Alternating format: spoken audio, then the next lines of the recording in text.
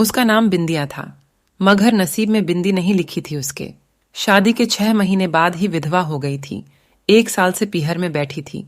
जिंदगी जैसे ठहर सी गई थी। फिर एक दिन उसे एहसास हुआ कि उसके पिता के पास जो हरिया आता है वो चोर नजरों से उसे देखता है। हरिया 30 वर्ष का गबरू जवान था, मगर वह अनाथ था। इसी कारण अब तक उसकी शादी नहीं हुई थी। वह उसके पिता के पास हुक्का पीने आता था। बिंदिया कभी पानी तो कभी अंगारे देने के बहाने उसे देख जाया करती थी। एक दिन सुबह हरिया आया तो सर्दी में ठिठुर रहा था। उसे खांसी भी आ रही थी। अगले दिन हरिया नहीं आया। वह छत पर जाकर भी देख आई, लेकिन वह उस दिन आया ही नहीं। फिर महीना भर गुजर गया। हरिया नहीं आया।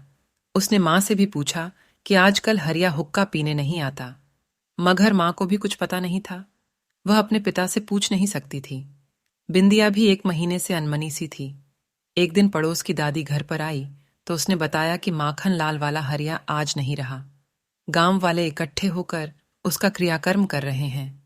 बिंदिया ये सुनकर पत्थर हो गई। आंखों से आंसुओं की 2 बूंदें निकलकर गालों पर आ पहुंची, मगर उसने दादी की नजरों से बचाकर गाल पोंछ लिए। सवाल यही रह गया कि क्यों आखिर नसीब और प्यार के खेल में फिर से प्यार हार गया। अगर इस प्रेम कहानी ने आपके अंतर्मन को छू लिया है तो लाइक और शेयर किए बिना मत जाइएगा।